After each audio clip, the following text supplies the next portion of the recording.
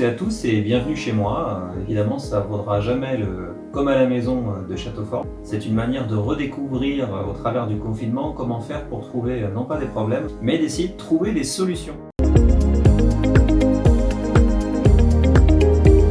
Les gilets jaunes, la réforme des retraites et maintenant le Covid qui bouleverse nos manières de fonctionner en tant que leader, on est amené à prendre de plus en plus de décisions et d'être en situation d'être responsabilisé. Mais on était habitué quelque part à aller travailler pour identifier des ressorts de comment pour faire du combien.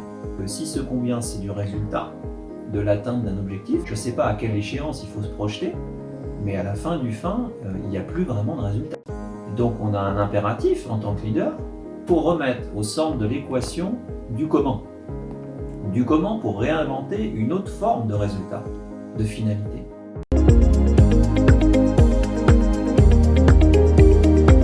Moi personnellement, je n'ai pas le besoin de ramasser la table, je pense qu'elle est déjà suffisamment renversée comme ça.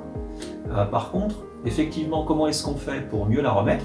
On a un combat, puisque le terme a été employé, qui a une dimension collective, mais qui en fait se gagne sur des comportements individuels.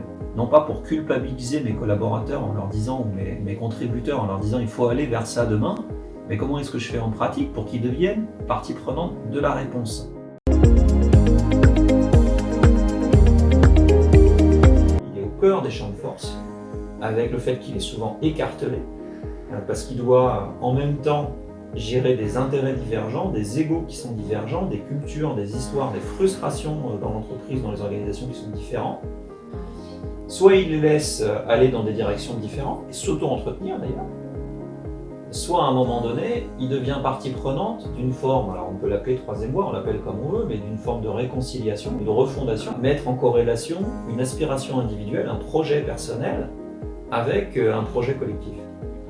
Il faut que les deux se rencontrent. Il y a du bon dans chacun, il a un vrai rôle d'embarquement, le manager.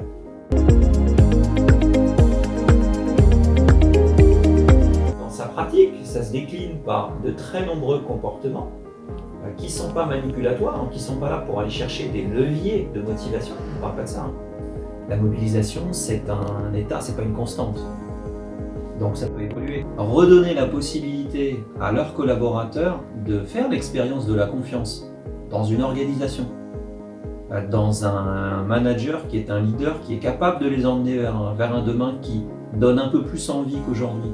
C'est comment est-ce qu'on met des conditions favorables, ça marche, pour que les uns les autres, non seulement comprennent le sens, aient envie d'embarquer, sachent en pratique comment faire pour embarquer, d'amplifier les micro-succès quand petit à petit ces trajectoires se rapprochent, ou quand quelqu'un se voit grandir, expérimente la capacité à aller un peu au-delà de ce qu'il pensait lui-même. Et si tel n'est pas le cas, d'avoir le sentiment à la fin en tant que manager d'avoir fait sa part.